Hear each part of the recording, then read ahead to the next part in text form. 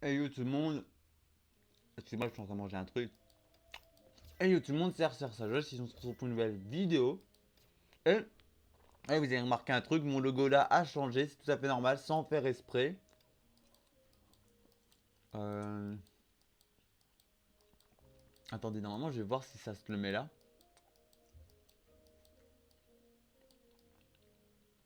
Ouais, ça j'ai pas complètement fini. Ah ok, ça l'a pas mis, mais normalement il y avait une cinématique. Et j'ai pu débloquer le nouveau pont, donc voilà, je vais vous montrer le nouveau pont. Voilà. Le nouveau pont, c'est ça.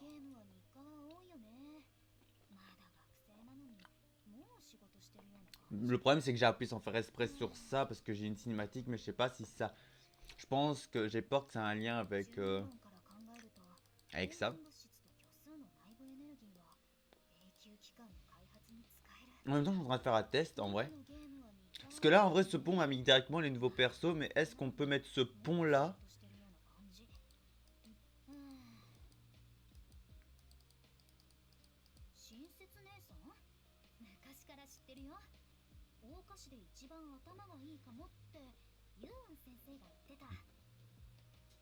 Est-ce que j'ai le droit de changer de perso?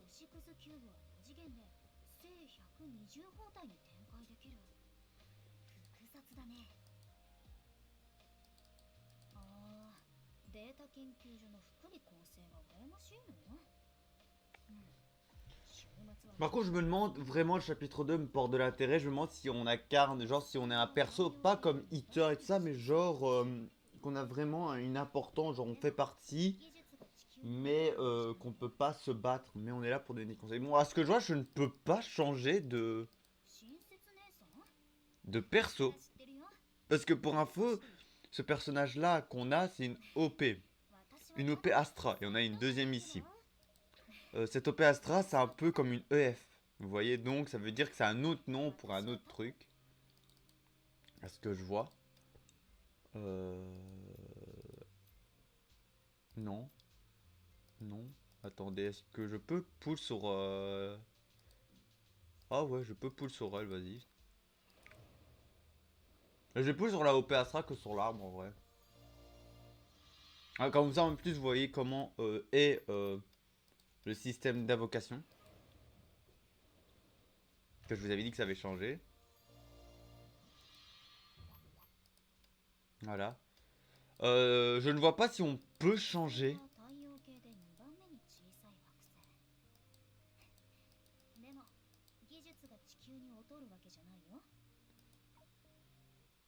Ah, j'ai fait salon, mais ça m'inquiète.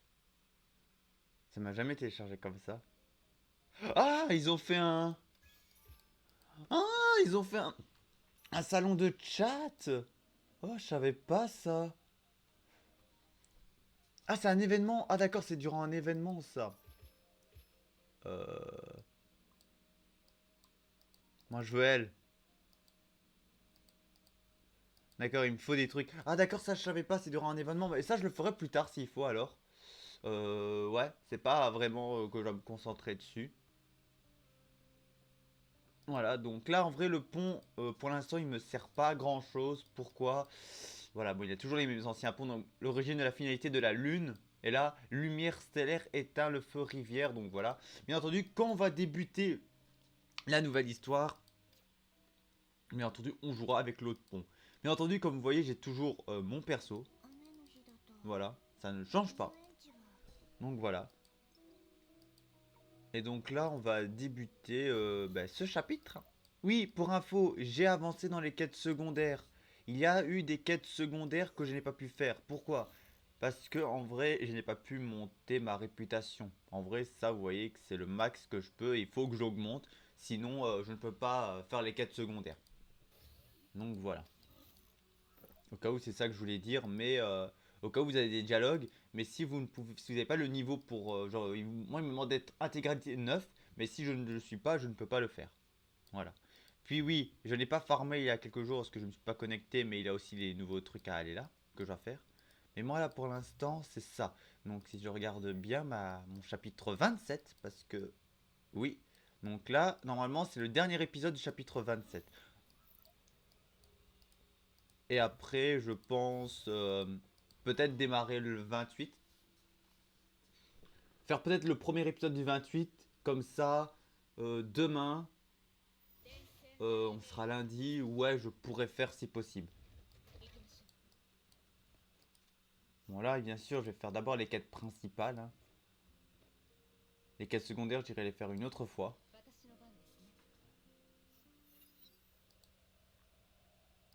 Mais voilà.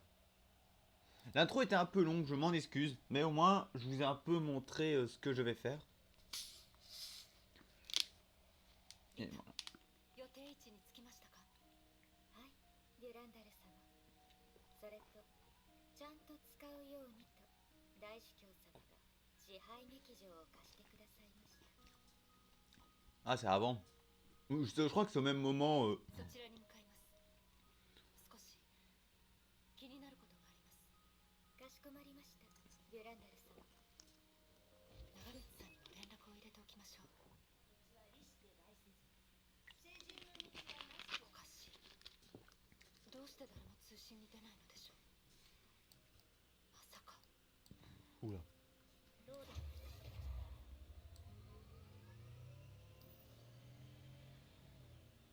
Bien entendu, par contre, dans, je ne sais pas, mais il faut voir, est-ce que par hasard, si on joue dans la nouvelle campagne, est-ce qu'on pourra se rééquiper d'anciennes Valkyries? Mais je pense, hein. Après, d'un côté, c'est bien. Pourquoi? Parce que si on ne peut pas s'équiper des Valkyries de Honkai Impact 1, de la partie 1 pour faire de la campagne de la partie 2, ça permettrait de refaire un recommencement. Mais après, je pense qu'ils vont principalement nous prêter les persos. Mais je veux dire qu'on va faire un... Genre maintenant, on va tomber énormément sur des modes de jeu open world. Genre clairement, quand je dis open world, ça c'est vraiment un open world. C'est pas un semi-open world. Ce n'est pas grand comme Genshin, Elden Ring. C'est un peu comme Honkai Star Rail, c'est un semi, c'est t'as une map, tu ne peux pas aller. T'as une map, on te donne une zone. C'est un peu comme Dark Souls 3 en vrai. T'as une map, on te donne une zone et tu peux que balader dans cette zone. Tu ne peux pas clairement aller où tu veux. Par rapport à Elden Ring, où la map c'est vraiment un open world, comme Zelda, t'as une grande map, mais comme GTA. GTA c'est un open world, on peut prendre l'exemple de GTA aussi. Mais pour moi, les ceux comme ça, où c'est une petite zone et que tu peux pas aller partout, c'est pour moi un semi-open world. Et je pense qu'il va avoir le même système à partir de maintenant. Et après, c'est bien parce que ça permet de rester un peu plus longtemps sur le jeu. Genre pour ceux qui aiment farmer, bon, moi évidemment, je vais devoir farmer, mais je veux dire, voilà, les open world, on se connecte pour avoir toutes les récompenses, voilà. 彼女なら大司教様と長光様が何をしていたのか把握しているはずです。彼女が話してくれるかどうかは分かりません。何せ司教様は私たちに詳細を教えようとしていませんでしたから。とりあえず努力してみましょう。 Oula. Je pense que plus tard, je vais devoir démonter mon micro 彼女なりの考えがある。 pour le nettoyer. 違いますか。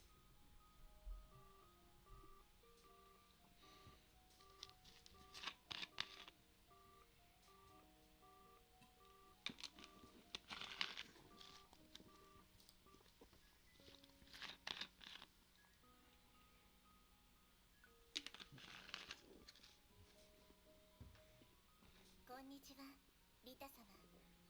え、デュランダル様もいらっしゃったのですね。Ambre, elle est un peu. ええ、実はですね、琥珀様。先ほど大司教様から聖537教会堂付近で待機し、部外者の立ち入りを阻止せよという命令をいただきました。緊急事態だからでしょうか。大司教様は理由を説明してくれませんでした。その関係でいまいち事態の発展がつかめないのです。 Ouh la merde. Ah, désolé, j'avais oublié que j'avais mon son à fond. 情報を共有していただけませんでしょうか。 Ok, 2.0 à la 2.4. 確かに Ouais. 今日の主教様はいつもより強引でした。しかし事態の発展については私よりも長光様に発言権があると思うのですが。 Oula.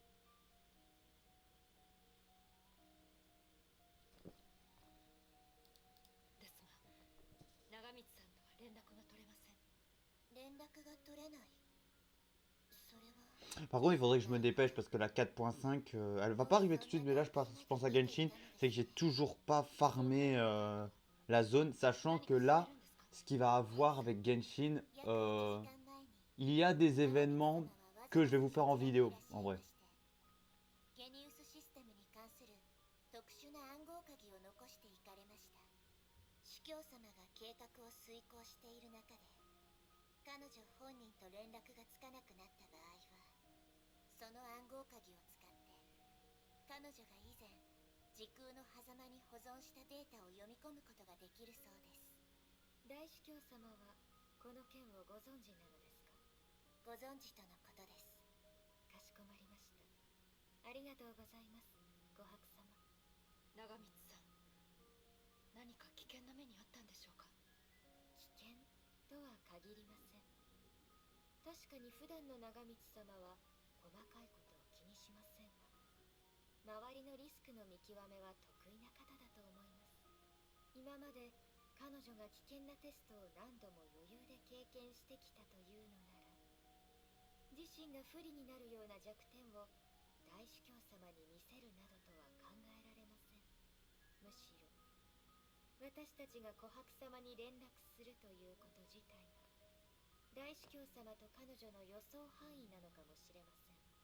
長光さんはそんなにすごい人物だったんですか？ずっと本の虫のような人だと思ってました。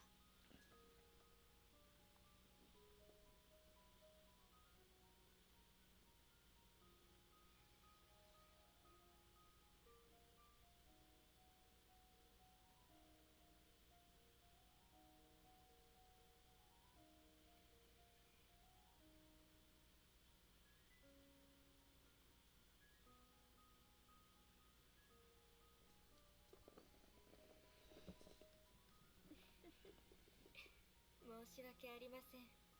ただデュランダル様からそんな言葉を聞くなんておかしかったので、つい。とにかく彼女が残したデータを確認しましょう。内容を確認したら事態の経緯もわかるようになるかもしれません。ええ、そうしましょう。では琥珀様からいただいた暗号鍵を入力しましょう。どうで On pose voilà, ok. 行動中。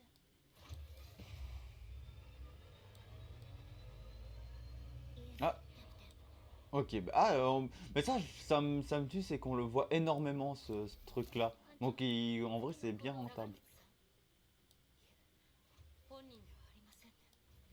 Elle me regarde, elle me regarde comme si, qu'est-ce que tu fous?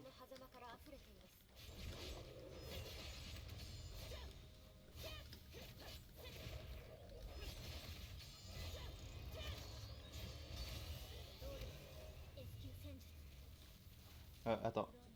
Ah! Voilà, je vais activer ça.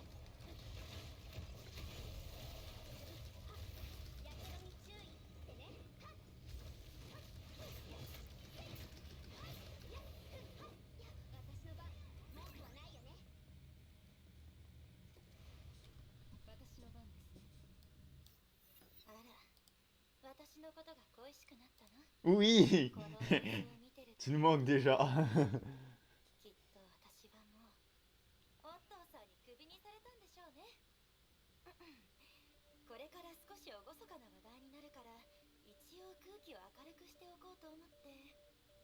さて、オットーさんはもう教会堂の周りを警戒区域にしてあなたたちに秩序の維持を依頼したのかしら。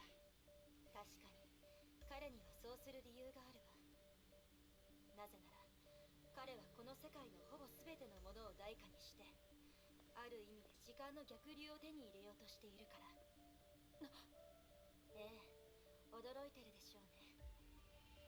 今までの経験からしてオットーさんは統治の手段に少し問題があるけれど、少なくともある意味で彼は崩壊からこの世界を救ってきたもの。確かにそれは事実だけれど、所詮別の事実によってもたらされた結果に過ぎない。信じるかどうかはさておき、オットーさんにとって彼が救いたいのは世界というよりある人物かもしれないけど、人類自体ではないの。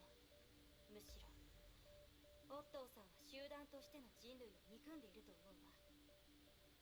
でなければあんなに破滅的なプランを立てるように私に依頼しないもの。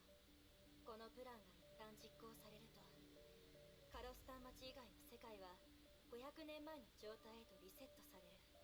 私たちの大事な人たちは私たちにとっては消えてしまう。世界がリセットされるための代価になってしまうのよ。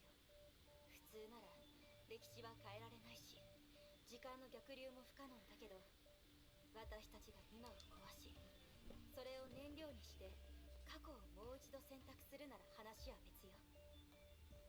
新たな時代を生贄に封じられた歴史を再び繰り返すの。もちろんこれはオットーさんにとって唯一のプランじゃないわ。50% の確率でより少ない代価で目標を実現できると彼は言うけれど、あなたたちに知ってもらいたいの。彼にとって Bon, on va regarder un webtoon entre-temps. J'ai un webtoon que je voudrais commencer, moi. Enfin, il y en a plus que un que je voudrais commencer. Oui, bon, on sait qui va venir à la 2.1. Je l'attends avec impatience. Mais voilà. きっと疑問に思っているでしょうね。その答えは思っているよりもずっと簡単よ。 Je ne peux rien faire. Attends, ils ont aimé quoi Je parie que c'est des commentaires. Ouais, c'est un commentaire. Non, par contre, ce commentaire-là, c'est bien. Bon, je buzz avec un commentaire comme ça, mais je m'attendais pas.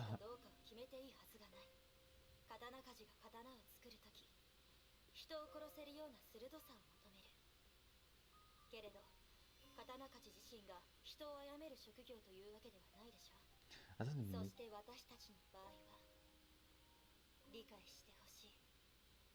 この世界で J'ai cru que c'était ma mère, mais non. させられる人物はオットーさん一人だけじゃないってことを。 Tiens, ouais, ça fait penser, ma soeur m'a parlé hier, j'étais complètement claqué, mais ouais. J'avais complètement zappé ce passage-là. 別の意味を持つことになるでしょう。何があってもある事実を心に刻んでほしいの。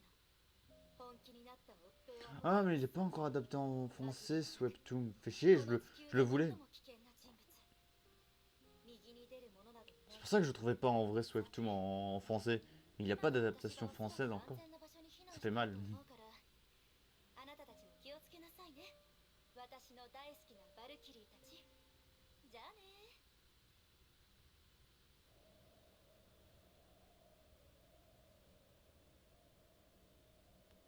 J'en ai vu. Bon, vu que ça c'est le même webtoon, je peux l'enlever de mes favoris, voilà.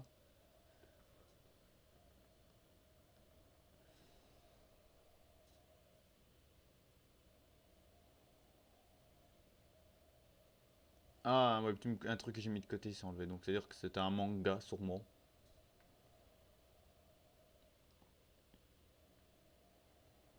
D'un côté, c'est rien. Toi, je peux t'enlever vu que je suis déjà en train de te regarder.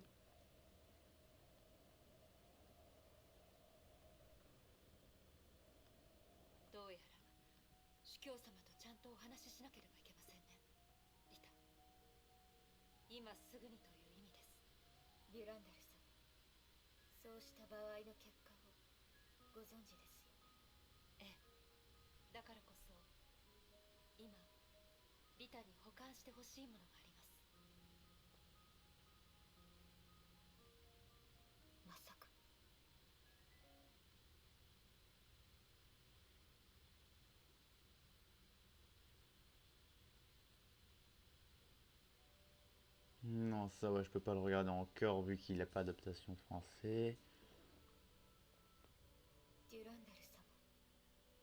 Non, ce manga.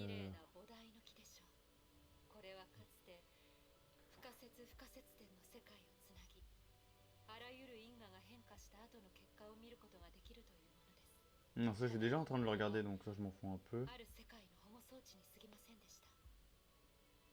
En vrai, il faut que je regarde les mangas, les webtoons que j'ai mis.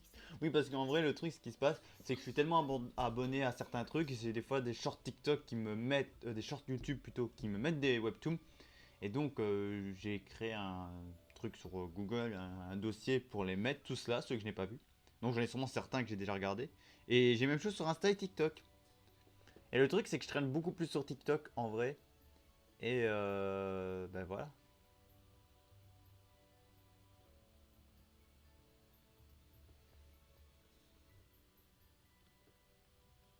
Et je regarde beaucoup plus sur その TikTok. 後も任務に出ていたせいで見せる機会を Ça, 失います。je l'ai déjà vu, こ je le の vois 願 déjà. いの木を持つ特殊な世界の泡は趣味 Ouais, 消し ça, な je んで peux す。 pas, je vois plus de les likes こ et れ tout と聖 ça. 剣の力を全部リタに任せようと思って Ce mec-là, 今こ il の est 瞬 vraiment 間 sympa. Par contre, je me suis abonné parce qu'il est 私よ sympa, りも il est リタの bien. 方が Il fait un résumé de 世 malade. 界の泡を紡 Je ぐ parle ことが d'autre で chose き entre ます。 temps, oui, désolé, vraiment là en vrai, つまり là je suis pas trop à 大 fond 司 sur 教 Game 様 Pass, je の veux 願い vraiment を叶える finir le ことが chapitre できる 27 et commencer vite le 28.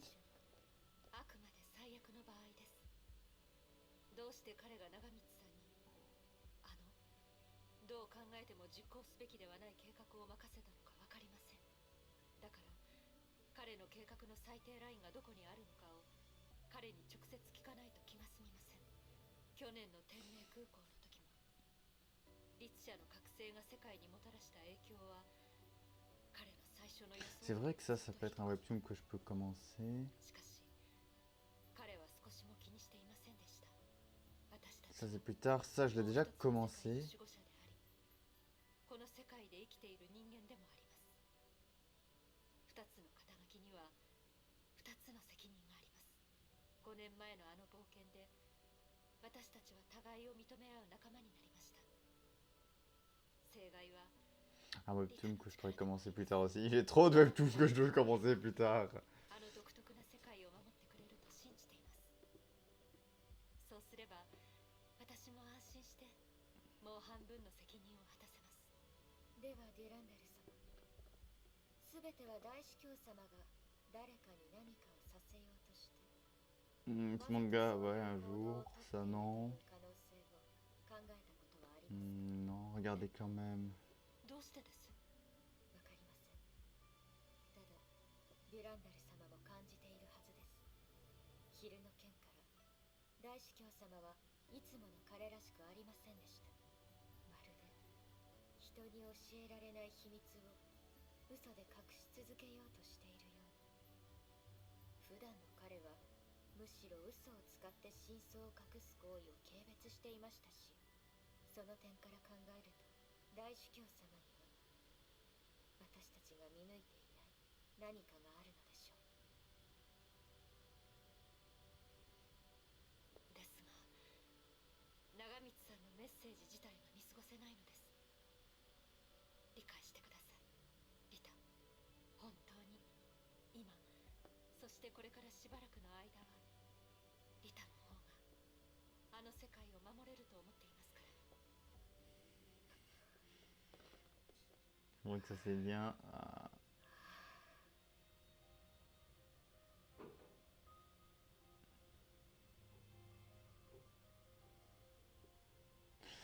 Ah, j'ai peut-être deux webtoons que je peux déjà commencer. Après, j'ai beaucoup de webtoons en attente. Bon, après, voilà. Après, par contre, est-ce que je vais voir des TikToks sur des webtoons? Pour info, j'en ai déjà un que j'avais commencé qui était déjà fini depuis un moment. Donc voilà, j'ai l'image sur mon téléphone. Parce que j'ai pas encore la motive de vouloir me les faire en TikTok. En vrai, là, ce qui se passe, c'est des images que je prends et que je mets. Mais j'ai pas encore la motive de vouloir les monter. Et j'ai un autre webtoon que j'ai fini. Et normalement, il y a un autre webtoon qui est fini. Mais il doit encore avoir des pages bonus. Comme Solo Leveling, genre à la fin de Solo Leveling, vous voyez, à un moment, à la fin de Solo Leveling, le webtoon, pour ceux qui l'ont vu, mais il se passe, il a des chapitres un peu bonus qui nous teasent un peu la fin de Song Yong, mais qui va commencer le début de Ragnarok.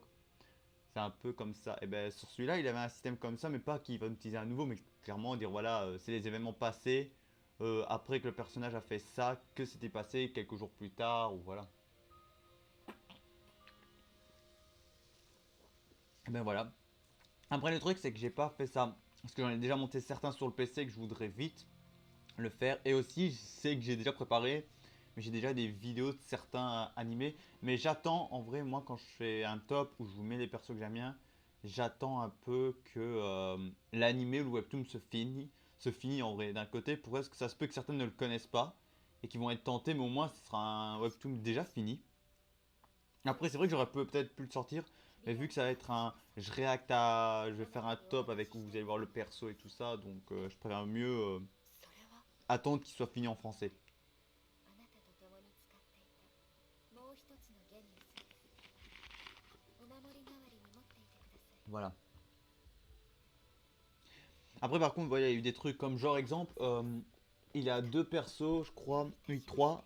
euh, デュランダル様 genre, sur The Million Shadow, je peux déjà vous parler de mes vidéos TikTok, c'est pas dérangeant, mais sur The Million Shadow, 必死に守ってください vous comptez Rose qui doit encore attendre, Alexia, Beta, Epsilon, j'ai que deux images qui ont été bien, j'ai pas pu trouver d'autres vidéos.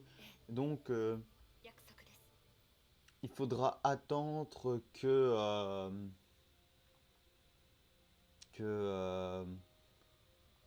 que le film sort. Je pense que quand le film va sortir, Beta sera beaucoup plus. Et je dis Beta parce que pour ceux qui ont vu le manga, voilà, donc désolé, c'est un petit spoil. Je m'en ai. Ça par contre, je m'excuse, mais normalement on va voir Beta.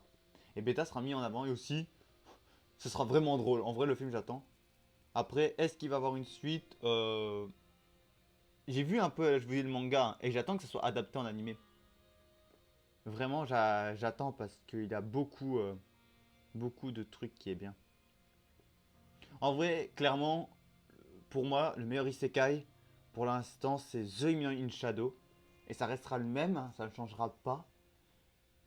C'est pas question un peu en vrai, en même temps, je peux vous parler de The Million in Shadow. En vrai, je fais presque quasi rien, mais voilà. Mais en vrai, pourquoi je dis que The Million in Shadow, pour moi, est le meilleur. デュランダル様 On va rester comme ça en plus grand, je trouve que c'est beaucoup mieux. Voilà.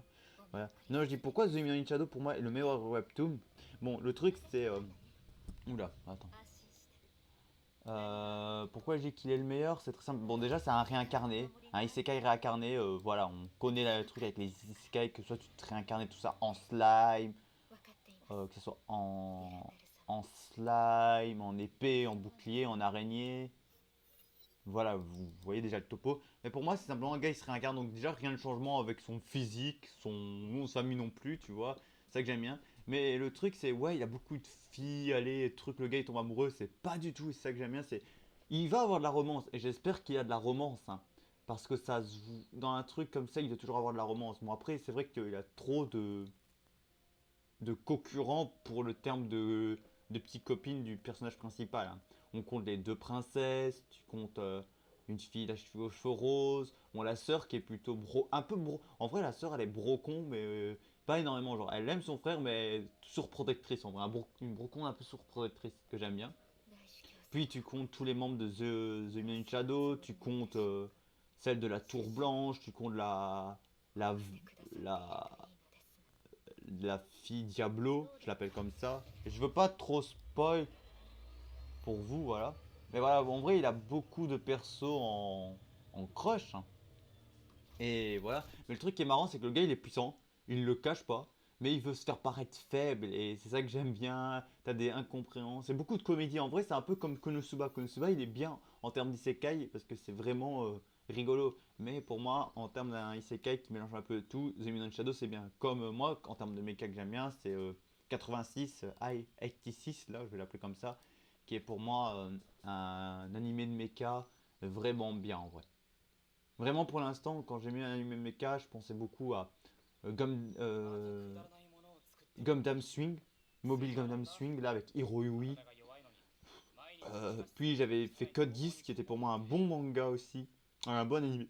Je dirais animé parce que j'ai pas lu le manga, mais un bon animé mecha. Surtout que c'était aussi psychologique, aussi un peu philosophe. Mais après, 86, j'ai bien aimé. Je l'ai pas tout de suite vu pendant la période Covid. Mais je sais bien qu'à un moment, moi, quand je l'ai commencé, l'anime était déjà fini en vrai. Et vraiment, ils ont bien joué. Et en plus, je crois, ce qui paraît, c'est ce que j'ai entendu, mais je suis pas sûr, mais c'est un animé. En animé, ils ont vraiment adapté vraiment toute la partie du, je crois, du novel ou du manga sans couper certains passages et tout ça.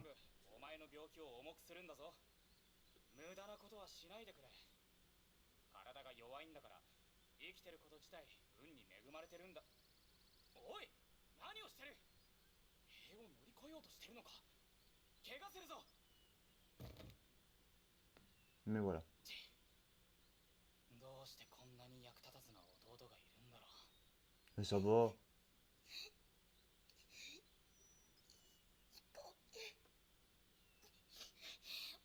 僕の飛行機が Oh putain, ah, tu vois tu vois Auto-Apocalypse qui va en jeune enfant, ça fait bizarre. Vraiment, ça fait grave bizarre. Et donc, ah ouais, vraiment, Kalen, c'est une amie d'enfance, si tu connais. あなたのものなの？ Kalen, la voleuse extraordinaire. 作ったものだよ。すごい。きっと将来は大発明家になれるわ。壊れちゃうなんて残念ね。君が気に入ってくれたならもう一つ作ってあげる。 Ah, t'as eu le coup de foudre sur Kalen. Ah, Otto.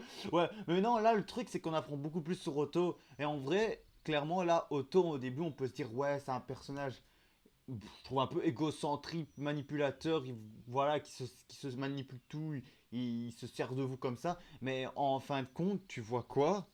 Tu vois, tu vois que le gars, il était en vrai, il a eu un événement qui l'a fait bousculer, qui lui a changé sa vie. Même chose pour un webtoon, genre il y a un webtoon où t'as un régresseur, ben, il tue le Cataclysme, le gars qui a fait une catastrophe, voilà. Et à un moment il retourne dans le passé, et ben, le truc c'est que son corps ne pouvait pas supporter la marque, et le gars il arrive à lui prendre son pouvoir, et il arrive un peu à lui prendre ses souvenirs, et il se fait passer pour le régresseur. Et à un moment il apprend comme quoi le méchant c'est lui, mais il se mente. Toi, il se demande mais comment ça se fait que j'ai. Qu'est-ce qui m'est arrivé pour que j'ai basculé vraiment, que je détruis le monde en vrai. Et c'est ça que ça montre un truc, c'est. Il a un truc qui l'ont changé. Après, on ne sait pas pourquoi il a changé. Le gars dans le webtoon, on ne sait pas pourquoi il a changé. Mais pour ceux qui ont vu la partie déjà en français, les épisodes qui sont sortis, je pense qu'il a dû perdre une personne qu'il aimait. Surtout, il a eu un passage en VF là, et j'ai regardé. Je peux comprendre ce qui s'est passé. Mais là, Otto, on voit bien ce qu'il a perdu. Depuis la mort de Kayen, il a complètement changé. Et en plus, c'est que des Caslana. Frère, je suis désolé, c'est pas pour être méchant avec les Caslana, mais on les voit partout.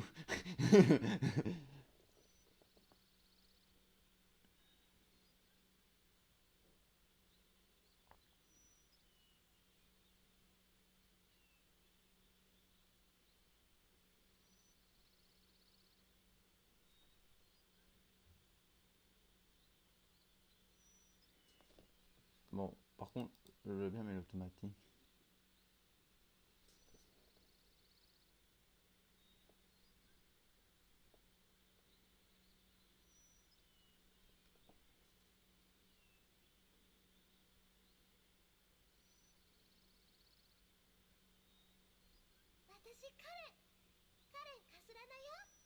Et en plus, c'est vrai. Kalen Castellano. オットアポカリプス。 Oh putain, la voix d'Otto quand elle est jeune. お友達になってくれる？もちろんだよ。 Ouais, tu veux, on dirait Zinkyu. On dirait Zinkyu de Genshin Impact. Zinkyu, qu'est-ce que tu fais là?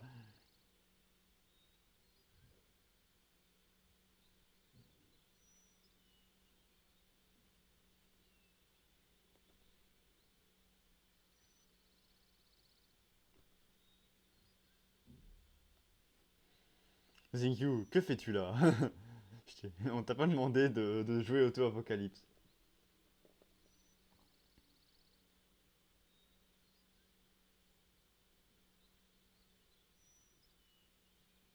でも毎日の訓練を受けなくていいの？朝の10時に訓練を終わらせたわ。なんたって私強いもの。そうだ、そこにいるお兄さん。オットーと一緒に外で遊んでもいい？カスラナの名にかけて。 Non mais c'est bon, Kalen, la voleuse extraordinaire. そう言われても彼は病人だぞ。お父様が言ってたの。たくさん遊んで日の光を浴びないと大きくなれないよって。 C'est qui ton père, Kalen? 彼はこの辺りの子たちと全然違う。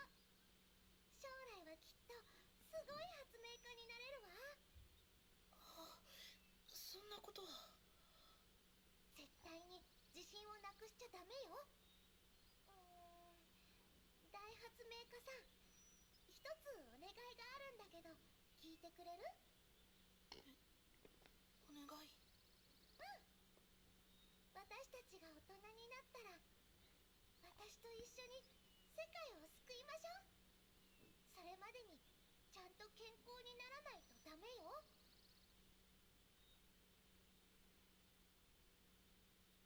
おや珍しい。君が子供時代の出来事を思い返すとは、死ぬ運命に悔しさを感じているのかい？冗談はやめてくれ、虚空万象。テレサたちに話したばかりじゃないか。僕は自ら死を選び、そして喜んで死のうとしている。500年も遅れた末路に対する狂気に過ぎないよ。僕からすると、そういうやり方で緊張と恐怖を隠そうとしているだけのように見えるけどね。そうかもしれないな。確かにこの僕でも緊張や恐怖を感じるよ。何しろ僕の人生は十分に長い。ゴールが見えるだけでワクワクしてしまうんだ。それ以上に望むことはないのかい？もちろんさ。望むだけならね。だが分かってほしい、虚空万象。本当に不可能なことは最初から不可能と決まっているんだ。そのことに興味があるのなら、僕の記憶の深くを一緒に巡ってくれないかい？ J'ai un cube qui me suit! 他のものとの決められた衝突が起きるまでまだ時間があると思うんだ。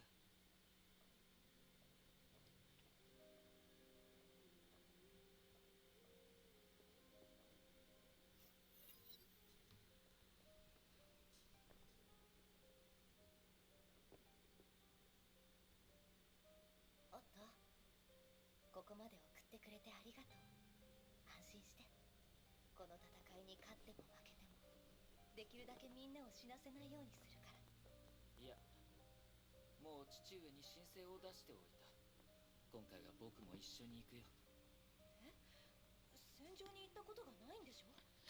本当に大丈夫なの？安心して、前線には行かないさ。僕は見習い軍医だからね。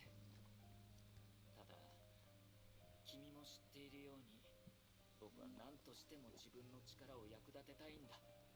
覚えてるかい？幼い頃初めて会った時、君はこう言ってくれたんだ。大人になったら僕を連れて一緒に世界を救うって。でも Elle veut pas que Otto soit blessé. Elle l'aime! 私のようなこれから戦場に出る人間が言う Un soldat, un soldat en tenue de saint. 世界を救う有効的な手段ではないと思う。 Ah non, je suis d'accord.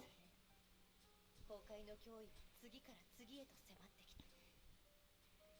天命が各国の政治に深く関わることができたおかげで黒死病のような災害を抑えられた。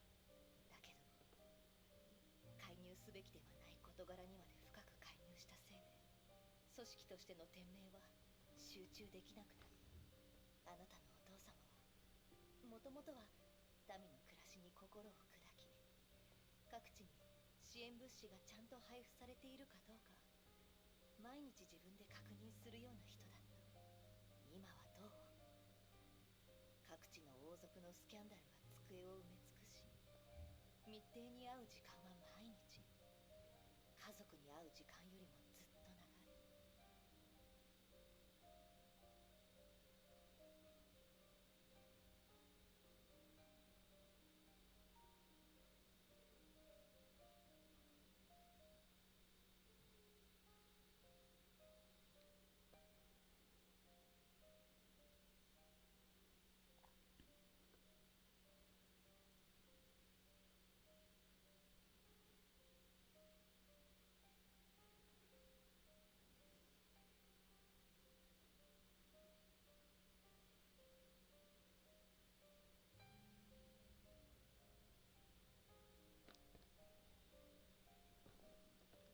Non, non, oula, non! Ah merde, désolé! Ah! Je m'y attendais pas! Ah ah non! Tout sauf ça! Je m'y attendais pas! Non, je suis trompé de jeu, merde! Je me suis trompé de jeu! Ouais, ça se peut qu'entre temps, ça, je le changerai. Hein. Mais ah merde!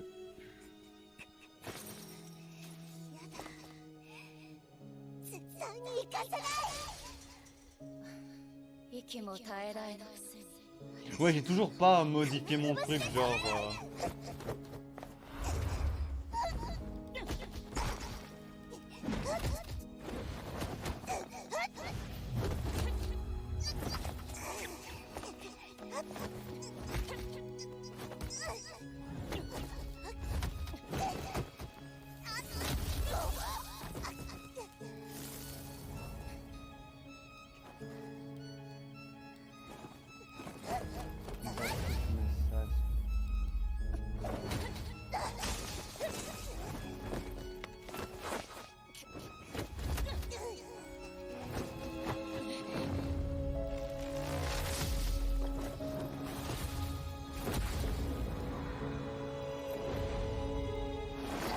Ouais, désolé, je suis en train de relancer là le jeu.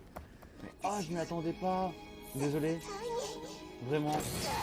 En vrai, je voulais appuyer sur le truc et sans pas exprès, ça a mis clic sur la croix rouge. Oh non. J'aime pas ça. Je vais devoir réaccélérer au passage. Donc c'est-à-dire que je vais devoir le remettre. Ah ouais putain, c'est vrai.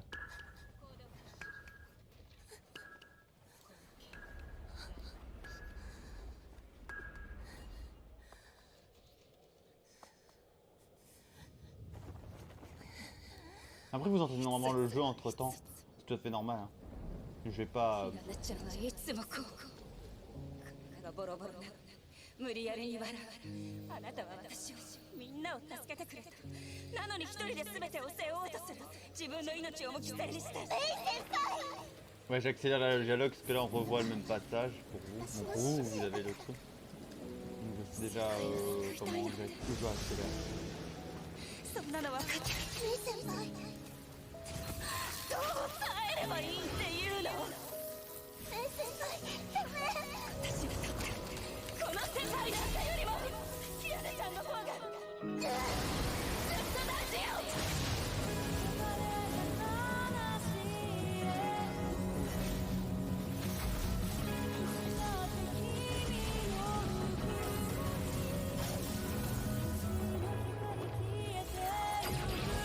Alors par contre j'ai pas mis de clic sur certains trucs, j'espère.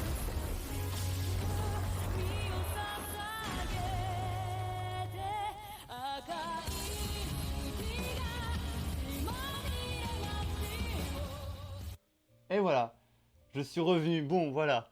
Désolé, je vous ai mis ça. Mais au moins, voilà, la scène est remise là. Ça peut vous aider, voilà. 崩壊の脅威は次から次へと迫ってきた。天命が各国の政治に深く関わることができたおかげで黒死病のような災害を抑えられた。だけど介入すべきではない事柄にまで深く介入したせいで組織としての天命は集中できなくなった。あなたのお父様はもともとは民の暮らしに心を砕き各地に支援物資がちゃんと配布されているかどうか毎日自分で確認するような人だった。今はどう？各地の王族のスキャンダルは机を埋め尽くし密偵に会う時間は毎日家族に会う時間よりもずっと長い。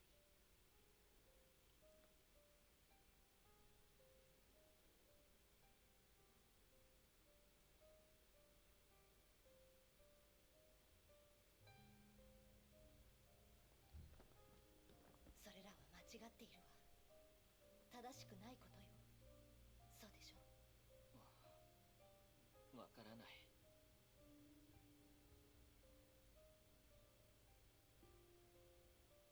僕の唯一の願いはできるだけ君を支えること、それらについてはあまり考えたことがないんだ。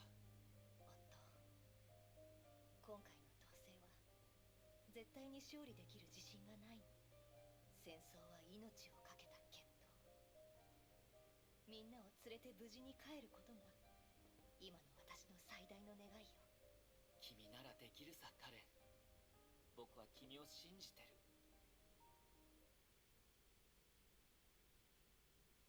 当時の状況についてコメントしろと言われたら、彼女は精神的な助けを求めていたのに、君は見当違いな答えを返したんだね。その通り。さすがは刑事の鍵だ。正しい答えだよ。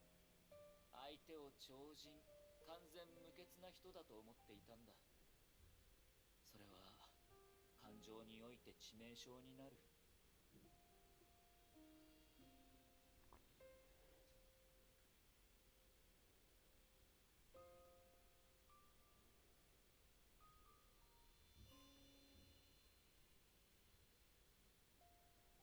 Ouais, voilà, voilà. Donc, je vais là. Et voilà, j'ai remis celui-là, c'est le bon. Et là, je vais rejouer à mon jeu. Oui, Framebind.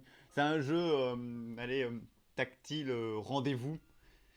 C'est les jeux Genius Studio Japan là qui jouent, qui ont fait ça. À la base, je voulais faire une vidéo sur ce jeu. Le problème, c'est que si vous voulez vraiment que je fasse des vidéos sur ce jeu, déjà, c'est des petits jeux où il faut payer des gemmes pour avoir une histoire assez différente. Et vous avez 3 filles, voire des fois 4 en vrai.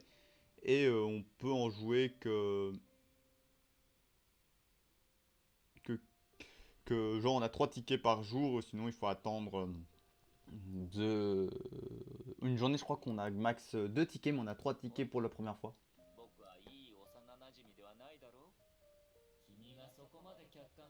Ah, archive du néant. Ah, c'est... Ah, d'accord. Oui, pour info, pour ceux qui ont vu, j'ai fait ma vidéo post ton Kayapo et donc on le voit. Donc là, je vois la première fois parce que l'archive du néant, pour ceux qui savent pas, je vous conseille d'aller voir ma vidéo, ma playlist post ton Kayapo, on le voit. Mais il ressemble à Auto Apocalypse. Mais en vrai, ok, l'archive du néant, c'est ça. À la base. 第二の人生を提供できないだろう。もう少し続きを見てみよう。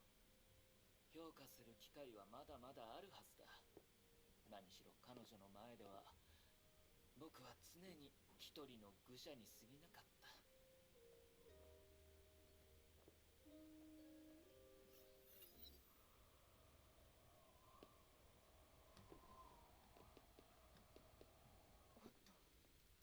震えてる？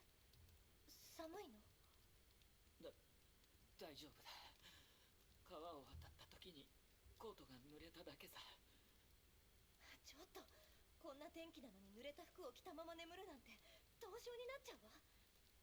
起きて、私が準備するからコートを脱いで乾かしましょう。でも僕たちが撤退した時にはもうすでに余分なコートと布団はなかったじゃないか。何を言ってるの？さあ、私のものを着て。天命最強のバルキリーは寒さで倒れるような人間じゃないわ。ってくしゃみをしてるじゃないか。平気よ。私の心配よりまずは自分の体の心配をしなさい。まったく。あ、うん。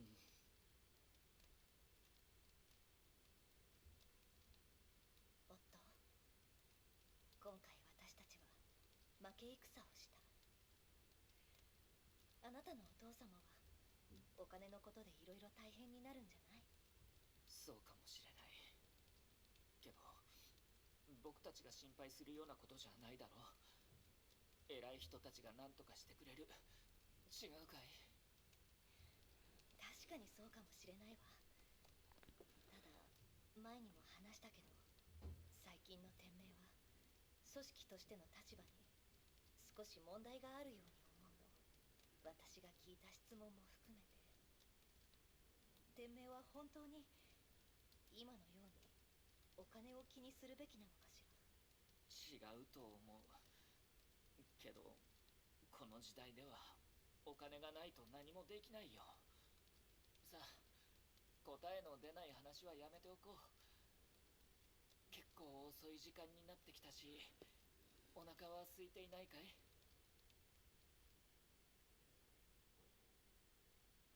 あの時の僕はおかしかったよ。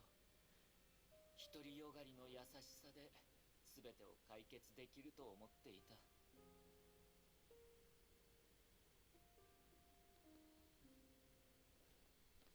普通なら確かにそれは重要だよ。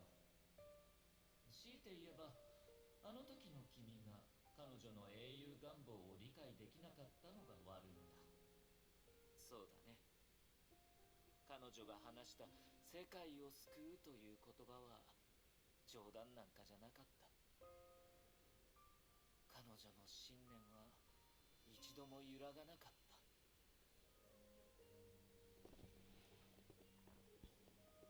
ほら、そんな風に最初から致命的なところが違っていたんだ。これからの記憶はオットー・アポカリプスという人物をよりかわいそうに、よりおかしくするだけさ。Pourquoi je peux pas, j'allais dire pourquoi je peux pas avancer? Mais, mais si, j'avance, j'avance. Sauf que ça prend trop de temps. Voilà. おっと、これは。これは僕が研究している薬だ。黒死病は変異する可能性がある。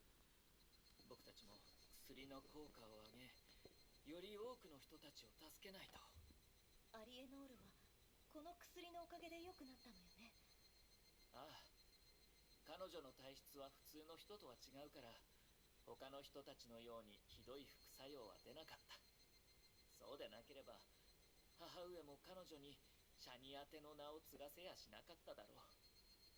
とにかくあなたは子供の頃と同じようにすごいものを発明したのね。ありがとう。僕はただある人の背中を必死に追いかけているだけだよ。さて、それより君は今夜も行動するつもりなのかい？ええ、あなたは作業に集中してちょうだい。私も慣れてるからミスはしないわ。それでも気をつけてくれ。一応あの時代遅れのじいさんたちの管轄だから。分かってるわよ。力の及ぶ範囲で行動するから。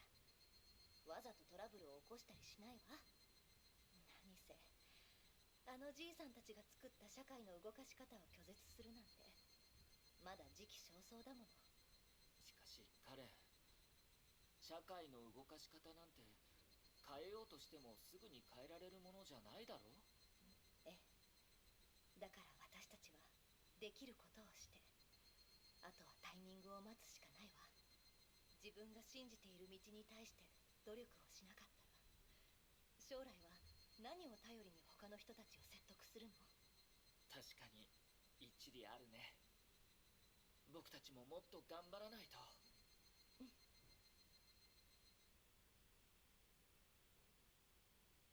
わからないな。あの時の君はどうしてあんなにひねくれていたんだい？君の考えを彼女に伝えればよかったんだ。違うかい？歴史が変わったかもしれないのに。そうかもしれない。けど当時の僕は彼女に対して何を伝えればよかったんだい？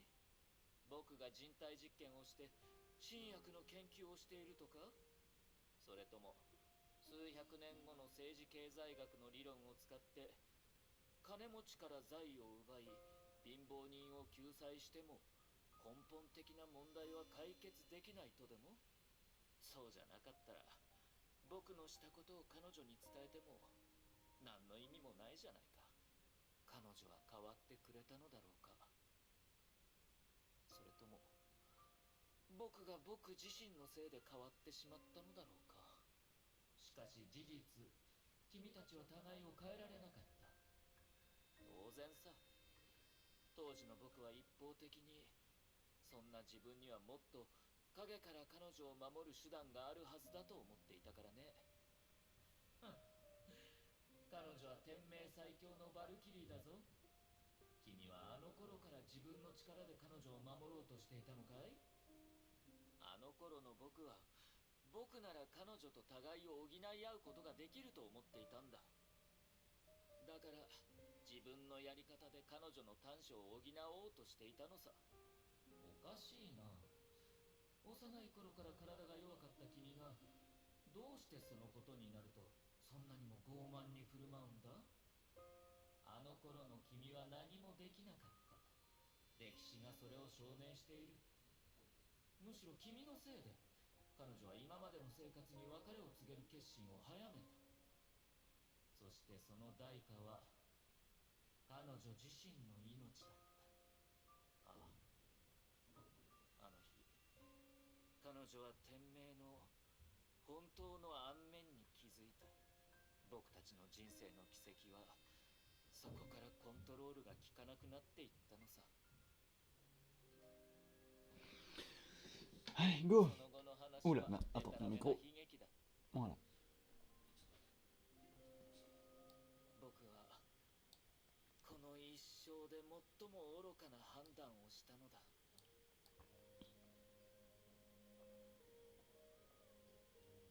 J'aime bien, c'est là on est en plein milieu des nuages avec le archive du néant en cubique et on voit le passé d'Otto. Donc là en vrai on nous présente bien Otto en vrai.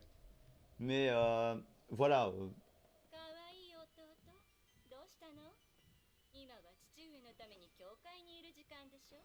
Ah, c'est sa mère. リサ姉さんこそどうしてここにいるんだい？ Lisa. Lisa Lisa de Genshin Impact. あのじいさんが大嫌いなんだもの。泣いてるふりすらしたくないわ。こんな理由はどうかしら。父上は毒殺された。犯人が誰なのか僕にはわかる。へえ、誰かしら。気になるわ。何もわからないふりはやめてくれないか。姉さんは天命の司教の座が欲しいんだろ。僕は取引がしたいんだ。カレン・カスラナ、そうでしょ？本当に彼女のことが大好きなのね。残念ね。彼女は明日処刑されるわ。ゆらゆらと揺れる紐の下で永遠に目覚めない死体となるの。しかもそれは彼女が自ら志願したんでしょ？彼女をそこまで追い詰めたのは僕たちだ。僕たち一人一人に罪がある。はいはい、死んでほしくないのね。わかってるわ。けどどうやって取引するつもりなの？彼女の死刑を決めたのは私たちの両親、それにあの議会よ。父上がこうして死んだということは、姉さんならカレンを助けられると信じてる。成功したら僕たちはここを離れる。そう約束しよう。主教の座を望んだりしない。あら確かにいい取引になるわね。でもね、弟よ、確かに前の主教は死んだけど、次期主教でも重要な死刑をすぐに取り消すことはできないわ。あの人の威厳に関わるもの。わかる？助けてくれないんだね。まあまあ、そう焦らないで、オットーアポカリプス。死なせるとは言ってないでしょ。あなたが自分の手を汚してくれるなら。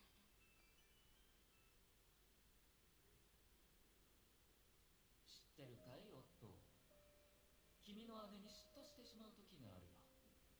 当時の僕はあれほど時間をかけて君にさまざまな罠を仕掛けたのに、全く相手にされなかった。彼女はただスコップを君に渡しただけなのに、たちまち自分の墓を掘ってしまうとは。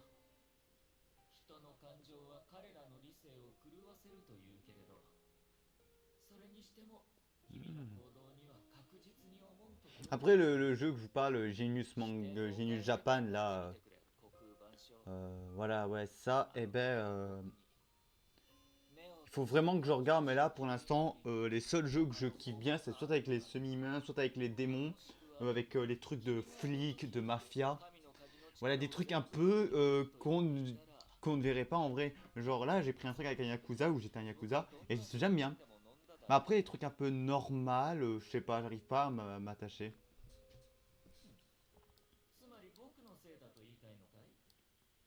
それが Après voilà. Après, est-ce que je vais faire des vidéos sur ça? Il a de fortes chances. Mais pour ça, je vous dis clairement, さあどうだろうね euh, 僕も君も後悔 ouais, し il て a de いない fortes chances que, premièrement, je vais mettre de l'argent dessus pour acheter tout ce qui concerne les gemmes et les choix spéciaux, voilà. Donc ça sera pas tout de suite. Mais il a de fortes chances que peut-être je vous fais ça comme jeu mobile parce que ça vaut vraiment le coup. C'est un petit truc assez stylé. 彼女が死んだね確かにあれは君にとっては末日だった 1453, 1477. Ah putain, c'est triste pour lui. その瞬間を変えるチャンスがあるああそれとも君にとってはそもそも時間自体が流れていないのかいああそうだ彼女は死んだ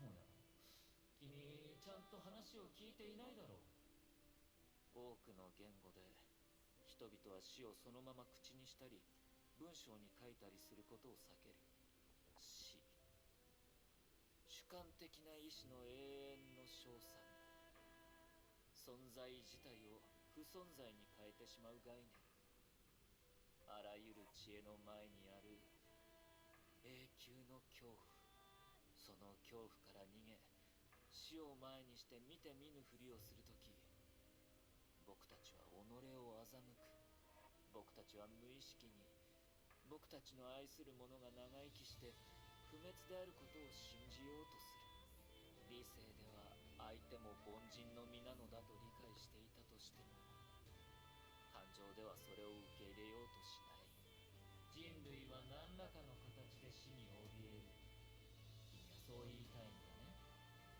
その通りだ僕たちはそれほど死に怯えその恐怖によって道を選んでいられなくなるそのせいで不必要な死がまた増えていくんだ差別虐待殺人戦争それらは所詮死という恐怖に支配されそしてその影を先に他人に与えようとしているだけだろう君も例外じゃないだろう君は誰よりも深くハマっているただ君が恐れているものが君自身の死ではないだけだああそれが僕が主教にしかなれずカレンが人々の聖女になれる理由だあのベルトに書いた手紙を覚えてるかい僕たちはあまりにもろく互いに脅し合っては束の間の平和を得て秩序だの倫理だの立派な言葉を並べ卑劣な心を隠す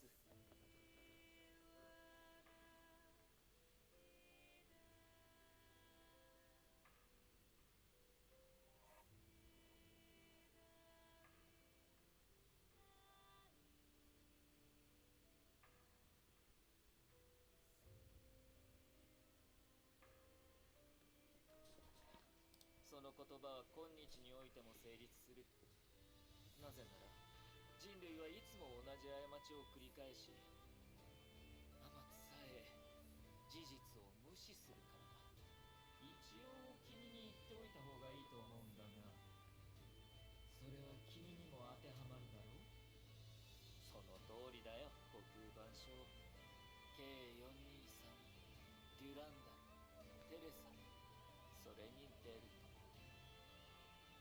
彼らは違う角度でカレンの意志を受け継いだと言えるだろう天地は人ならず万物をもって数苦となすこの世界は確かにもうカレンの勇敢な心臓が動き出すことを求めていない分かっているのに分からないふりをする人たちなら知っているよそして君は分かっているのにわざととぼけていると言うべきかな君には分からないと思うよ航空万象所詮人類の感情は自分や他人に害をなすと分かっていてもそれを解き放ちたいという欲望なのさただ一般論からすると理性で感情をコントロールするのが善人で感情が理性を支配しているのが悪人。それだけだよ。そして理性的な悪人に関しては、彼らの人生は利益だけを計算する機械のようで、人とすら呼べないのさ。そうだろうか。今の君もそういう理性的な悪人に見えるのだな。僕は自分が人と呼べないことを否定していない。むしろ右に出る者はいないと思っているよ。言っただろ。人類は愛する者が長生きし不滅であると信じようとする。そして僕もそういう感情に理性を支配され、そのために利益を計算し続けた愚者に過ぎない。ほら、決着をつけようとしている一人目の人物はもうそこにいる。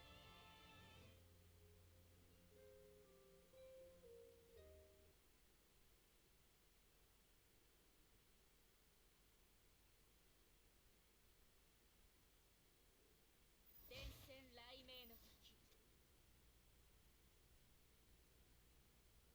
Ah, quel dommage. 行きましょう。 Non, je disais quel dommage, je voulais envoyer un gif à un de mes amis, mais je ne peux pas. C'est bien ça, tu ne peux pas envoyer de gif alors qu'ils ont mis l'option. Ouais, tu peux envoyer des gifs à tes amis.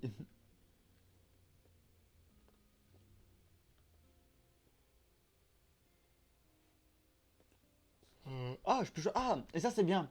Ça voilà, si vous voulez un peu de difficulté, bon ça quel dommage qu'on peut pas le refaire. Moi je vais le mettre en facile. Je vous le dis clairement, je le mets en facile parce que je pense au let's play. Après, t'as un certain, ils ne font pas le let's play et ils le mettent en normal. Après certains le temps en normal. Moi j'admets que j'ai souvent galéré. Je me rappelle avec, pour vous, vous l'avez pas encore vu, mais moi je me rappelle avec Kevin. J'ai dû affronter un moment Kevin. Et voilà, je dis bien et voilà, je suis pas turc, hein. Ou je suis pas, voilà, musulman, ou je sais pas, ça veut dire quoi. Je dis pas gros mot, je sais pas pourquoi je dis comme ça. Mais, mais je trouve que ça sonne bien, mais voilà. Je vous dis vraiment, je vais galérer. J'ai galéré à mort sur Kevin. Hein. それは一体どういう意味ですか？その言い方から察するに、君に教えたのは長光だろう。構わないよ。君には真相を知る権利がある。僕は世界を再構築するプランの設計をいくつか長光に依頼した。だが簡単に言うと、やはりコストが最も高いプランの方が安定性も高い。 Voilà, voilà. コストが最も高い。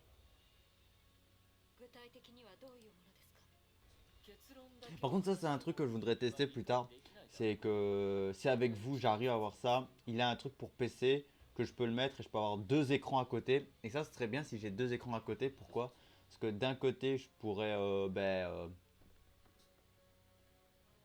mettre un écran qui me sert à rien, mais qui peut me servir sur le côté, voilà, comme ça pour le plaisir. Peut-être une vidéo que je mettrai en silencieux pour le plaisir.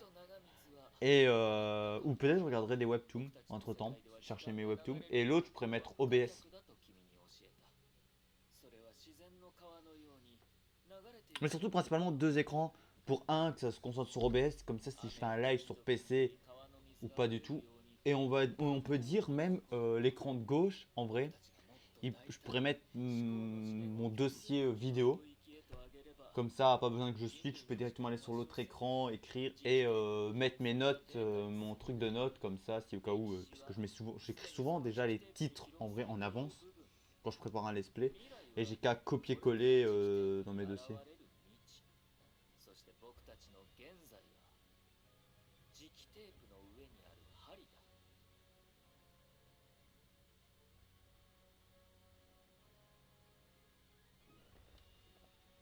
現在は特殊で基地と未知、可能と不可能を区別する。知的生命体たちが持つ唯一の生存の場だ。ここで仮説を立ててみよう。もし現在という針の特殊性をキープしたまま、それを過去という磁気テープの上に強引に移動させたら何が起こると思う？私たちの現在が歴史上の過去に接着されるんですか？そう、君の知り合いの地球外生命のようにね。ただ僕たちが他の世界に行く必要はない。僕たちが僕たちの接ぎ木になるんだ。想像してみるといい。第二次崩壊のような災害は消える。そして僕たちのような現代人は経験を用いて人類の成長を手助けできる。崩壊は消えない。訪れる試練に向き合わないといけないが、人類がこれから手にする利益はその損失をはるかに超えるだろう。つまりコストというのは接着という行為に必要なエネルギーのことでしょうか。そうだ。あの探索実験を経験した君なら僕の計画を理解してくれるはずだ。その目的を実現させるために3つの条件を達成しなければいけなかった。1つ目は虚数の木にたどり着く方法がわかるまでの探索と接触だ。2つ目は1つ目の行動に必要な装備とエネルギー。具体的に言えば第二の神の神旋回一条と十分な崩壊エネルギー。3つ目は接着に適した時空座標。旋回一条のビーコンを利用して狙いを定められる安定した区域。虚数の木にたどり着く方法と十分な崩壊エネルギー、それらの入手方法は何だったのでしょうか。崩壊の意志だよ、デュランダル。何ですって。そう、崩壊の意志だ。律者の根源にして崩壊の起点。神として祀られ天命の500年の歴史の中に存在している。しかしその神は触れられぬ存在ではない。同じ道を行き同じゴールを見つめれば人類も神に接触し協定を結ぶことだってできる。協定？本音を言えばヨルムンガンドの成婚計画は好きじゃない。だが今の天命はそれを阻止するタイミングを失っている。原点に戻れば世界の情勢を作り直す機会を手に入れられる。そして神はそういう時空を転覆させる演目を楽しんでいる。崩壊の意志は僕に虚数の木の扉を与えてくれた。そして僕は人類の世界においてその代行者になる。崩壊の意志の代行者。主教様、まさか自ら律者になろうとしているのですか。力の視点で見ればそう捉えてもらっても構わないよ。だが虚数の木に接触することで僕は律者とは異なる律者以上の存在になれるんだ。そうするために僕は自分の実態を代価にしなければならないが、代わりに世界を再構築するための十分な力を手に入れる。僕はみんなのために終焉の律者と成婚計画に対抗する時間を勝ち取りたい。そして崩壊の意志も自身がリセットされる結果に満足しているんだ。喜ばしいことだろう。ですが世界はどうなるんですか。世界を壊せるほどの力としか考えられませんが。その通りだが古いものを壊さないと新しいものは成り立たないという言葉もあるだろう。旧世界を壊さないと新世界を迎えられないじゃないか。私が聞きたいのはそういう抽象的な約束と推理ではありません。最初からあなたはこの計画の本当の代価を口にしていません。それらの目的を果たすために一体何を代価にするつもりですか。現在 Oula. Pause là. Je m'attendais. Ça par contre je m'attends pas à ça. Je veux pas que l'écran se coupe. この500年の歴史を抹消し、世界をカレン・カスラナがまだ生きていた頃の状態に戻す。支払う代価は虚数の木で流れる時間、もしくは現在。この言い方はあまりにも抽象的かもしれないから角度を変えて答えよう。人類の文明活動自体が崩壊の出現を促す。この件に関しては天命の一員であれば理解しているはずだ。しかし崩壊の意志の角度から考えるとどうなる？おそらく律者こそが最終的な自由。我々の文明はむしろ崩壊を禁錮し歪みを生む枷なのかもしれない。そうさ、その角度から考えれば文明があるから崩壊が生まれるのではない。むしろ文明は崩壊を縛る特殊な形式となるのだ。だから僕が支払うのは現代文明を含む崩壊さ。現実と虚数の間の隠れた位置にあるエネルギーを動かすんだ。過去にはそれは律者たちの大事な力の源だった。そして今は僕たちもその力を使い再度世界を導くことができる。もしそんなことをしたら、私たちの現在、この瞬間の現実世界はどうなるんですか？このカロスタン以外の場所は何の痕跡も残さず消えてなくなるだろう。カロスタンは消えていく時代の唯一の母姫となる。人類にとってより受け入れられない犠牲の代わりに。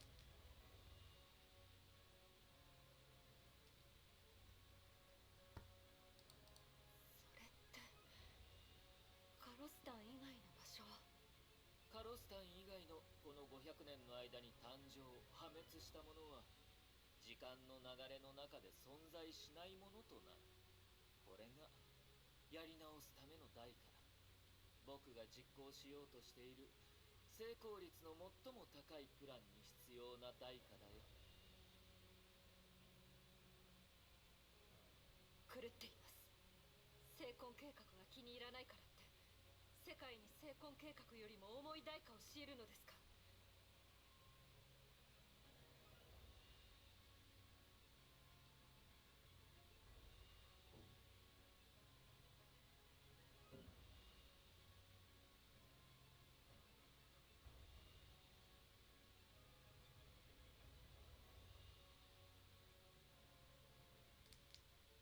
それは人々を殺すということですよ、司教様。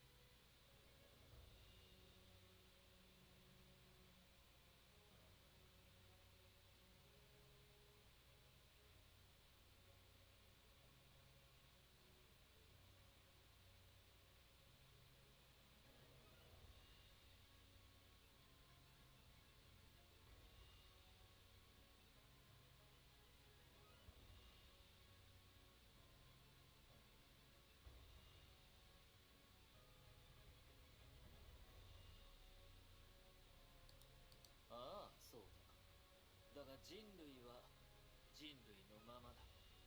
それって何の意味があるんです？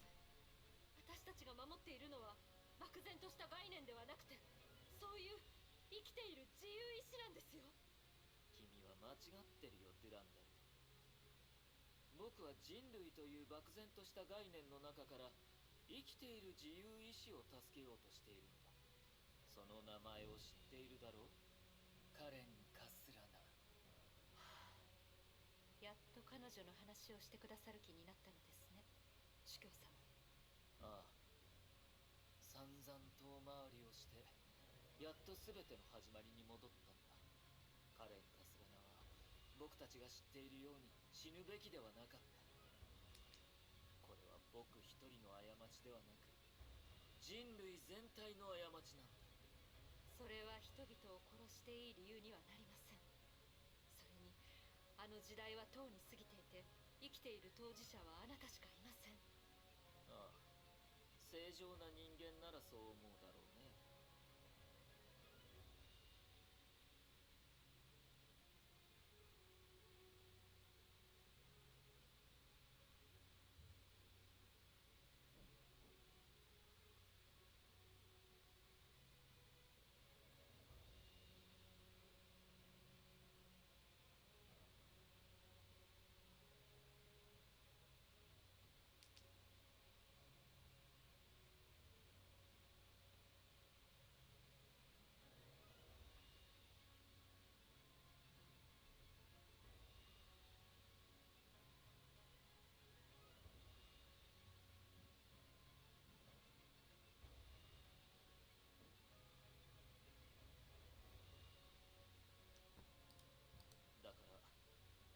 常な人間の代表として。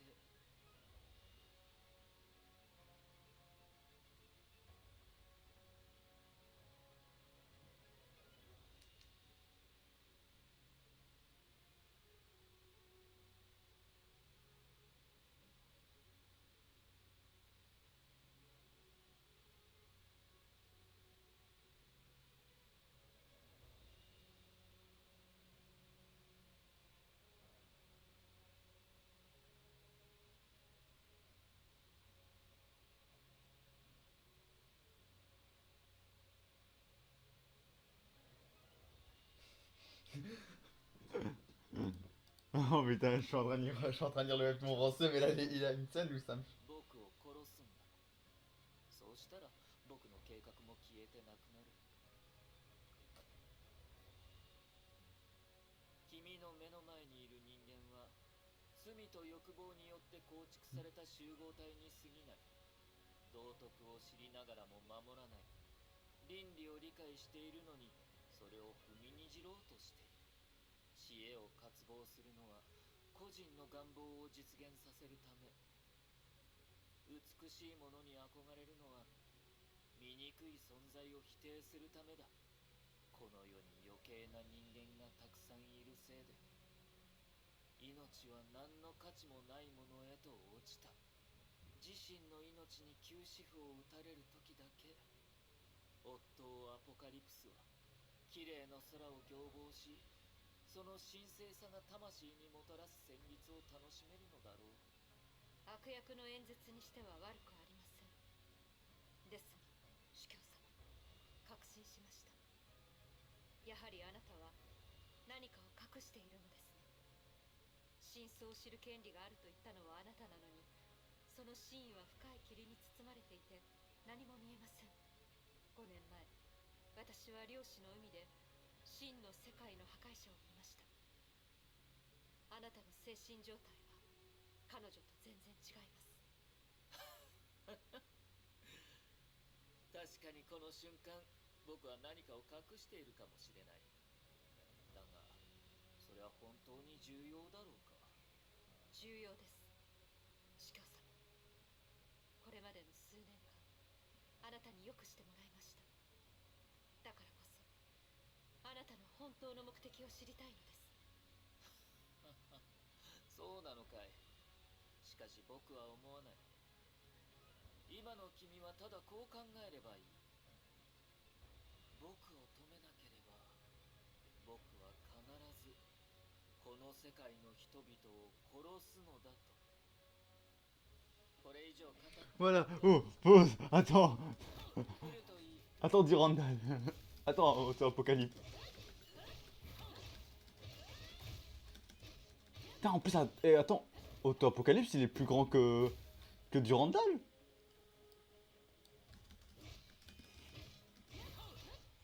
Ah ouais, c'est vrai que je dois faire ça. Allez, auto.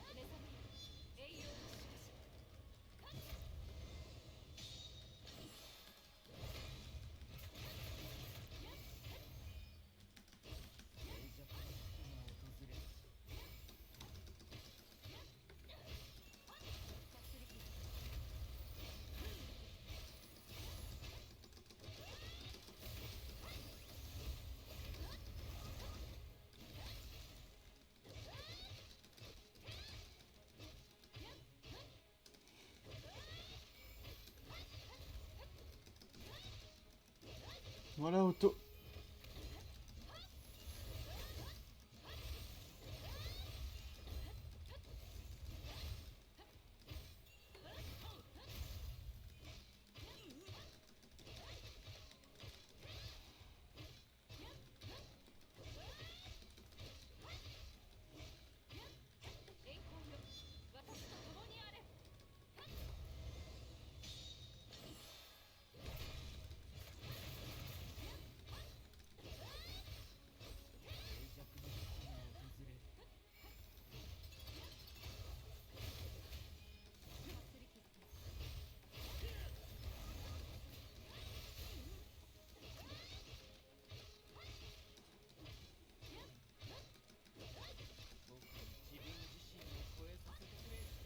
Voilà.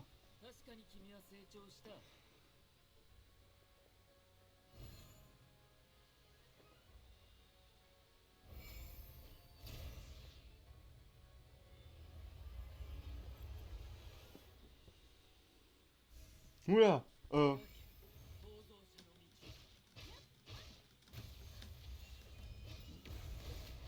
Déjà, attends, déjà il me fait les ongles, les piliers de ongles.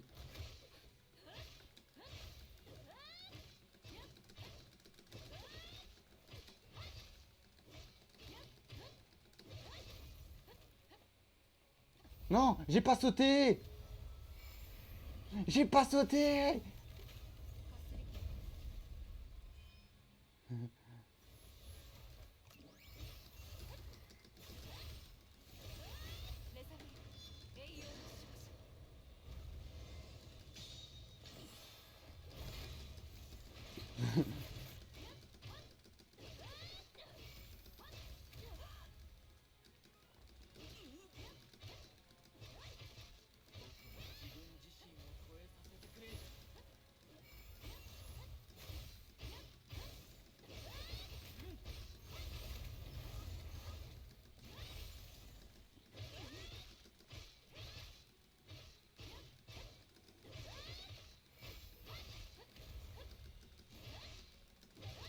J'ai ma Kyoto.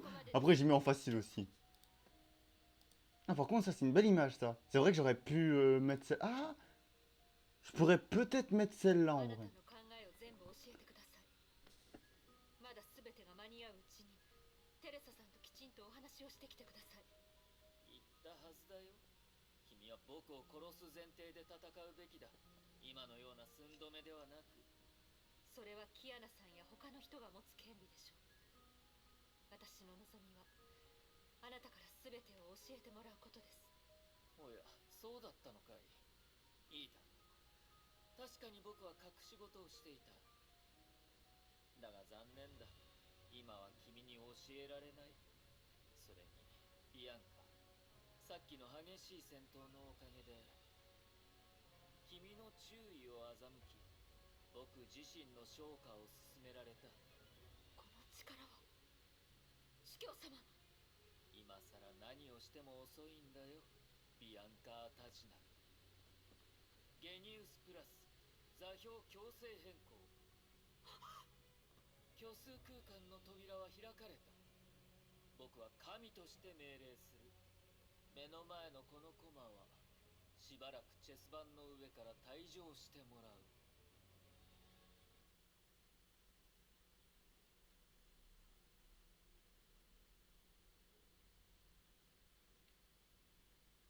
伝染雷鳴の時。 Ah, donc là... En vrai, là, ce qui se passe un truc, c'est avant que... Donc là, on a eu le truc avant que Rita et Bronya s'affrontent, je pense. 行動開始。 Et donc là, on est avec Kiana, en vrai. 2人目の客人はいいタイミングで来てくれたようだ。 Ah, en plus, c'est... oh, je suis désolé, mais on voit Otto et on voit la lance. Désolé, mais Otto, il a un flow. おっとそれに Oui, la こ lance. れは Il a battu Rita. 戦略か Il a battu Durandal. あれは一人目の客人の落とし物だ。彼女は虚数空間で休んでいてね。君をがっかりさせていないといいのだが。何これからこの境界道は世界が変わる起点となる。君の安全のために、この黒煙白化より先には進まない方がいいだろう。私が見て見ぬふりをすると思ってるのおや、面倒なことになった。もう戦うつもりはないのだな。なぜなら、虚数の木がくれた贈り物がすでに現れ始めたからだ。 Quoi? On se bat? 人類じゃない Mais tu passes en P3? T'as 3 phases encore. Bon, après, Otto, il a... Ouais, mais... Otto, tu me fais l'ultra instinct, là. 意味のないあがきだ。 Frère, désolé, mais là, Otto, il me fait un ultra... Il me fait un ultra... だ Frère, c'est bon, Otto. Otto instinct, là. 僕に自分自身を超えさせてくれ。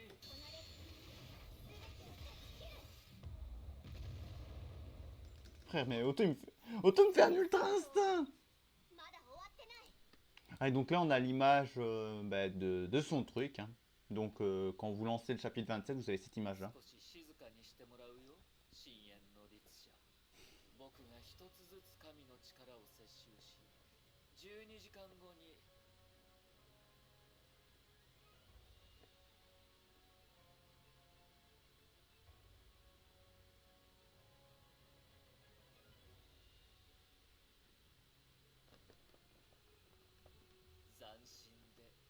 気に満ちた世界を君たちに与えるまで。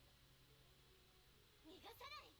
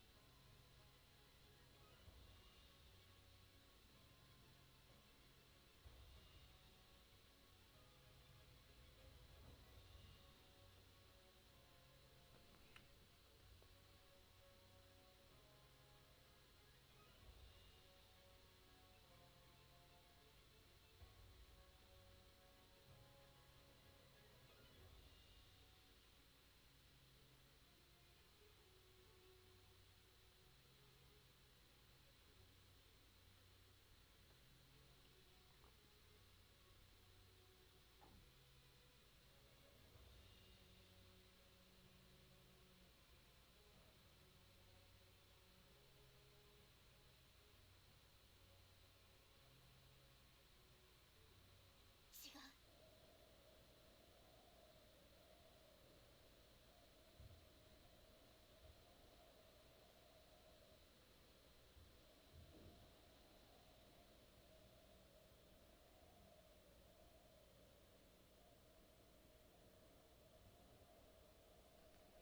この異様な感覚は、あの光の膜は危険だ。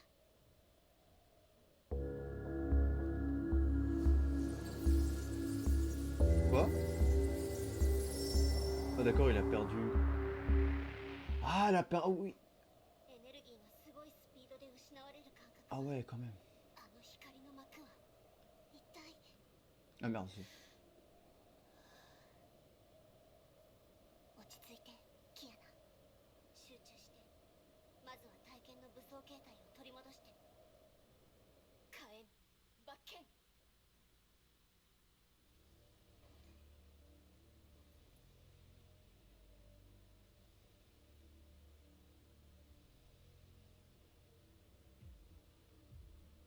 背中にある剣は少しも重くない。暖かいよ。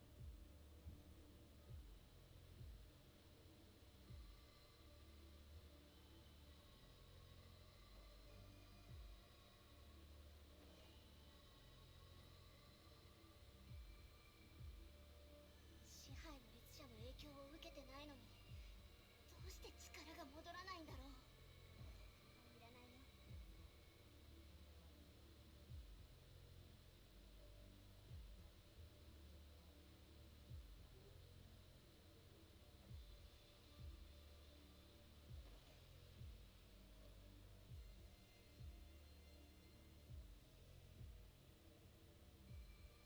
美しい記憶は全部ここに、私の心の中にある。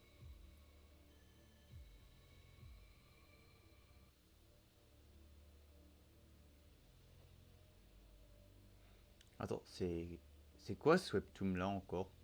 Excusez-moi, mais j'ai lancé un webtoon, 背 mais 中にある剣は少しも重くない。暖かいよ。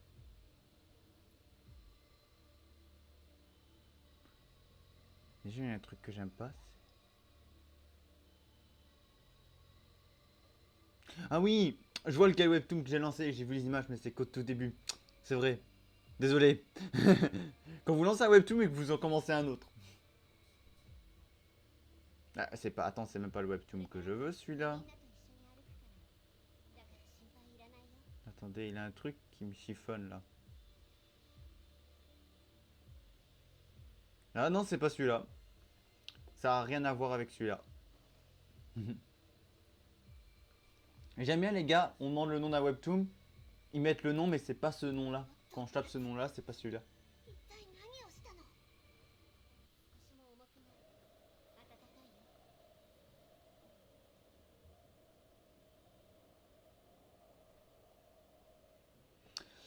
Bon. Ouais. Bon, on va revenir là. Et on va regarder dans collection les webtoons. 位置につきました。 Ah, そうだ。れでいい。僕を止めてみたまえ。デュランダル、キアナ、それからテレサ。これを僕に捧げる自別のパフォーマンスだと思えばいい。 Waouh.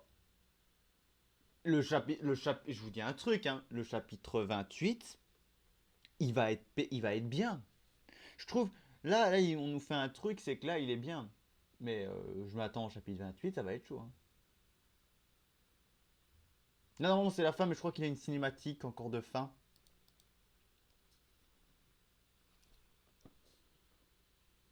これはどういうこと？力は感じるのに使えない。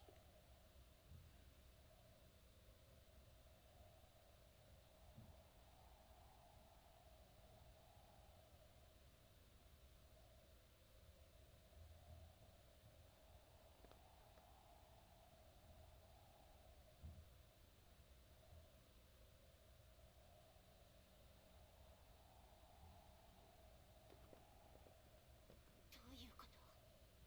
この光の膜、何かがおかしい。キアナ、ブローニャ。 Et donc voilà, donc là, on vient de monter niveau 7. Et on a fini donc le chapitre. Donc là, si je me trompe pas, on a, comme vous voyez, cette zone-là qui est maintenant protégée par un bouclier. Et quand vous mettez la map, on voit le bouclier. Donc là, ce que je vais faire, j'enregistre et je quitte. Qui est tout à fait logique, hein. Parce que normalement, je crois que c'est la fin du chapitre, vu que c'est le chapitre qui est fini. Voilà. Ah! Ah, ça par contre, je savais pas. La barrière des liens s'est dressée. Ah, ça, je savais pas. Et par contre, un truc, c'est bien fait. Après, on va me dire, ouais, c'est bien fait, c'est qu'un petit détail. Mais vous savez que pour certains, les petits détails, c'est bien. Et je trouve que c'est bien fait pour ça. Puis là, on a le brouillard. Oula, attendez. シュレーディンガー博士不安定な空ゲニウス検査彼女はまだ生きてそれ私たちだからこれ J'accélère parce que je crois pas que c'est d'une quête principale, ça. Bon, par contre, désolé, c'est... Oui, voilà, merci. Ah, j'ai obtenu un truc. Oui, ok. C'est pas une quête principale en vrai. Non, je veux pas commencer. Laissez-moi tranquille. S'il vous plaît. Merci. En vrai, c'est pas une quête principale, c'est un truc où on farm et vous avez certains niveaux et vous gagnez des récompenses. Donc voilà, on peut avoir ça. Donc en vrai, c'est bien. Mais c'est pas ça que je vais farmer tout de suite. Par contre, je vois que je peux déjà améliorer certains trucs à ce que je vois. Ah, il a les trucs à 100 maintenant. Donc ça veut dire... Voilà, ça c'est les trucs maintenant un peu plus haut niveau à ce que je vois. Donc voilà, ouais, donc c'est niveau 4 et c'est ceux qu'on doit mettre. À la rigueur, les mauvais et tout ça. Oula, non pas ça, voilà. Donc voilà, les récompenses, ben, on va se les accepter vite fait. Collection, ça ne change pas. Normalement, je crois en album, j'ai une image. Voilà, ouais, on a celle-là. On a celle-là du auto-jeune. On a celle de, voilà, celle de Kalen. On a celle-là et on a celle-là. On se rapproche de la fin. Moi, comme miniature, je vais vous mettre ça. Mais bien entendu, attendez. Donc tout d'abord, je regarde le chapitre 27 qui est fait à 100%. Voilà, il est fait. Donc là, maintenant, ce qui va se passer, on va devoir débuter le chapitre 28. Mais donc, voilà, bon, c'est pas tout de suite. Moi, pour l'instant, ce que je vais vous faire, on va se mettre sur cette image-là qui sera la miniature. Donc voilà, n'hésitez pas à liker, commenter, partager, abonnez-vous à ma chaîne YouTube si ce n'est pas déjà fait. Lien en description de ma chaîne Twitch et mon TikTok. C'était RCR Sajoche et on se retrouve prochainement dans une prochaine vidéo. Allez, ciao!